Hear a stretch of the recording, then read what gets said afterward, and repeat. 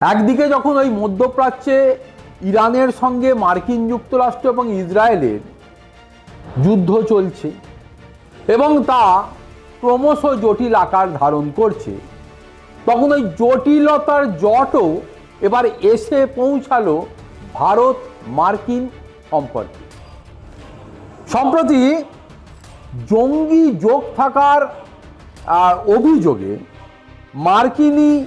মার্কিন যুক্তরাষ্ট্রের নাগরিক ম্যাথু ভ্যান ডাইককে গ্রেপ্তার করা হয়েছে এবং ভারতের এনআইএ তাকে গ্রেপ্তার করেছে বলে ইতিমধ্যে খবর উঠে এসেছে।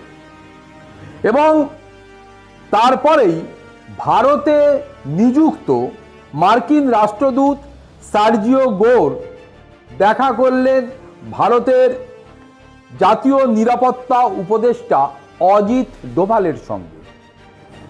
বিষয়টা যথেষ্ট গুরুত্বপূর্ণ, শুধুমাত্র সম্পর্কের দিক থেকে নয়, যথেষ্ট গুরুত্বপূর্ণ এই কারণে যে এমন একটি সময় এবং পরিস্থিতির সামনে এই মুহূর্তে সারা বৈশ্বিক রাজনীতি দাঁড়িয়ে রয়েছে। ঠিক সেই রকম একটি জায়গায় দাঁড়িয়ে এই মার্কিন যুক্তরাষ্ট্রের ম্যাথু ভ্যান ডাইককে গ্রেপ্তার, মার্কিন যুক্তরাষ্ট্র ভারতের স্ট্র্যাটেজিক যে রিলেশন, সেই রিলেশনের ওপর প্রভাব পড়তে চলেছে বলে মনে করছে অভিজ্ঞ মহল।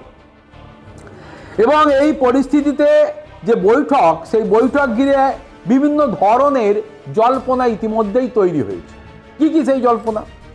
বৈঠকের পরে সার্জিও গোর এক সোশ্যাল মিডিয়া পোস্টে লেখেন যে গুরুত্বপূর্ণ নিরাপত্তাজনিত এবং ভূ রাজনৈতিক বিষয়ে আলোচনা হয়েছে। এর সঙ্গে ভারত মার্কিন কৌশলগত সহযোগিতার কথাও উল্লেখ করেছেন ওই সার্জিও গোর। এবং শুধু তাই নয়, তার কথাও এই বার্তায় ভূ রাজনৈতিক ইস্যুর উল্লেখ থাকলেও সরাসরি ইরানের কথা এইখানে তোলা হয়নি।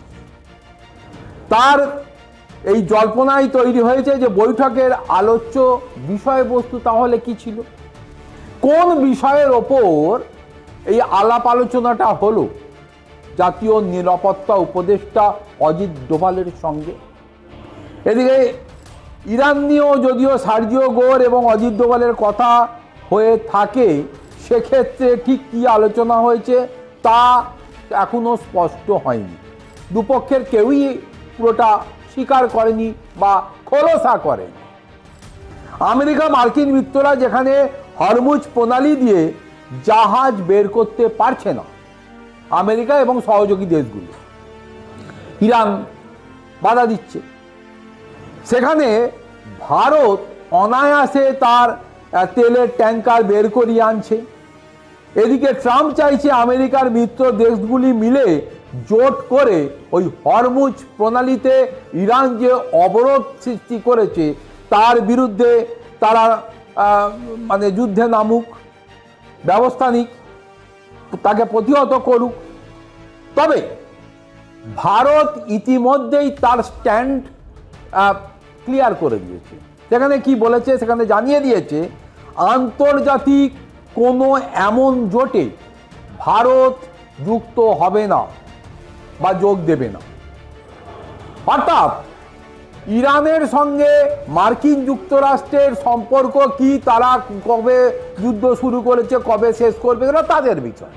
কিন্তু এই রকম পরিস্থিতির মধ্যে পড়ে ওই একটা জোট তৈরি করে ইরানের বিরুদ্ধে আমাকেও কোমর বাঁধতে হবে, এটাই ভারত বিশ্বাস করে না। তাই ভারত ইতিমধ্যে এই বিষয়টার মধ্যে যে সে ঢুকবে না সেটা স্পষ্ট করে দিয়েছে। আর এটাকেই পছন্দ হয়নি ওই মার্কিন যুক্তরাষ্ট্রের প্রেসিডেন্ট ডোনাল্ড ট্রাম্পকে। পছন্দ ওনার অনেক কিছুতেই হয় না। ম্যাথু ভ্যান ডাইককে নিয়ে এর আগে আমেরিকার দূতাবাস কিছু বলতে চায়নি। উল্লেখ্য, কলকাতা থেকে সম্প্রতি যে খবর উঠে এসেছে আর কি, তাতে জানা যাচ্ছে কলকাতা থেকে সম্প্রতি গ্রেপ্তার করা হয়েছে মার্কিন নাগরিক ম্যাথু ভ্যান ডাইককে।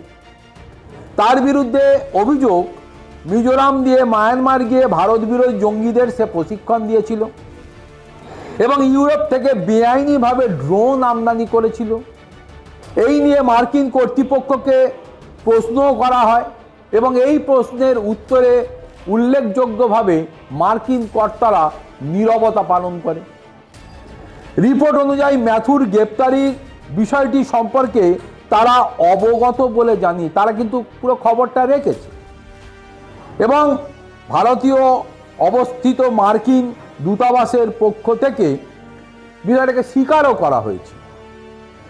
দূতাবাসের কোনো আধিকারিক এর মাধ্যমেই এটা জানা গেছে, কিন্তু দূতাবাসের মুখপাত্র শুধুমাত্র বলেছেন বর্তমান পরিস্থিতি বা ভারত বিরোধী জঙ্গিদের প্রশিক্ষণ মামলায় ম্যাথু ভ্যান ডাইকের গ্রেপ্তারির বিষয়ে আমরা অবগত, তবে গোপনীয়তা রক্ষার কারণে মানে দুই দেশের যে স্ট্র্যাটেজি অনুযায়ী গোপনীয়তা রক্ষার কারণে আমরা এই মার্কিন নাগরিক সংক্রান্ত মামলার বিষয়ে কিছু বলতে পারবো না, অর্থাৎ জানি কিন্তু মুখ খুলতে পারবো না। উল্লেখ্য, নিজেকে নিরাপত্তা সংক্রান্ত ওই যিনি গ্রেপ্তার হয়েছে ম্যাথু ভ্যান ডাইক, তিনি বলেছেন নিরাপত্তা সংক্রান্ত অ্যানালিস্ট হিসাবে নিজেকে দাবি করেছিল ম্যাথু। এছাড়াও সে একধারে যুদ্ধের রিপোর্টার, ডকুমেন্টারি পরিচালক হিসাবেও যে তিনি কাজ করেছেন বা তার পরিচিতি রয়েছে সেটা ওই গ্রেপ্তার হওয়ার পর স্বীকার করেছে। একাধিক দেশে সে ফ্রিল্যান্সিং সাংবাদিকের কাজ করত। এই ম্যাথু আদতে ভাড়াটে স্বাধীনতা কামী বলেও খবর উঠে এসেছে। লিবিয়া থেকে শুরু করে ভেনেজুয়েলা, ইউক্রেনে কাজ করার অভিজ্ঞতা রয়েছে তার। শুধু তাই নয়, নিজে সে দাবি করেছে অন্য দেশে তার কোভার্ট অপারেশন বা গোপন অভিযান চলে, অর্থাৎ ভাড়াটে ওই খুফিয়া হিসাবে সে কাজ করে। 2024 সালে মার্কিন সরকারি আধিকারিকদের সঙ্গে দেখা করার বিষয়ে নিজের ইনস্টাগ্রামে একটা সময় ম্যাথু পোস্ট করেছিল, সেটাও কিন্তু ওই এনআইএর হাতে এসে গেছে। এবং লিবিয়ার গৃহযুদ্ধের সময় গদ্দাফির বিরুদ্ধে লড়াইতে ম্যাথু উল্লেখযোগ্য ভূমিকা নিয়েছিল, সেই বিষয়টাও সামনে উঠে এসেছে। 2011 সালে ধরা পড়ে 6 মাস জেলেও ছিল সে। সন্স অফ লিবার্টি ইন্টারন্যাশনাল নামক একটি মিশনারি বা মার্সিনারি সংস্থা চালায় ম্যাথু এবং বিভিন্ন জায়গায় গিয়ে এই সংস্থার মাধ্যমে বিদ্রোহীদের প্রশিক্ষণ দেয় ম্যাথু। অতএব এই বিষয়ে হাত পাকানো আছে ম্যাথু। ভ্যান ডাইক দাবি করেন তার সংস্থার সঙ্গে আমেরিকা সরকারের কোনো যোগ নেই, এটা তিনি মুখে বলেছেন। তবে উল্লেখ্য বিষয়, সব ক্ষেত্রেই মার্কিন সরকার যেদিকে ঝুঁকে থাকে ম্যাথু ভ্যান ডাইক সেই পক্ষের হয়েই কাজ করে।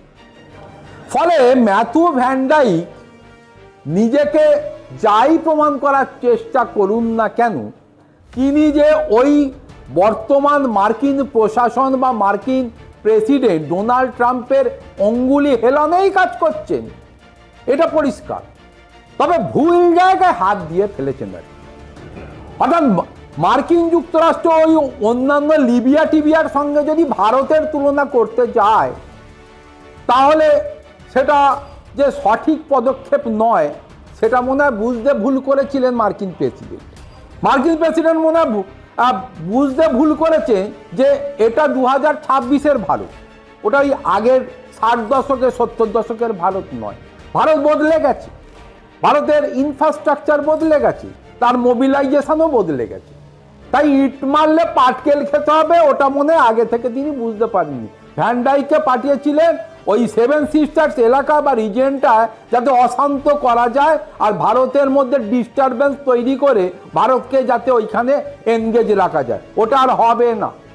ভ্যান ডাইক গ্রেপ্তার হয়েছে, সব বেরিয়েও এসেছে। ফলে আগামী দিনে ভাবনা চিন্তা করে যদি কাজ না করে তাহলে বৈশ্বিক রাজনীতিতে আমেরিকা এবার ওই যে বলেন না একটার বিষয়ে আর একটা খেতে হবে, ইটের বদলে আমেরিকাকেও আগামী দিনে পাটকেল খেতে হবে। এটা মাথায় রাখতে হবে মার্কিন প্রশাসনকে, নাহলে খেসারত দিতে হবে।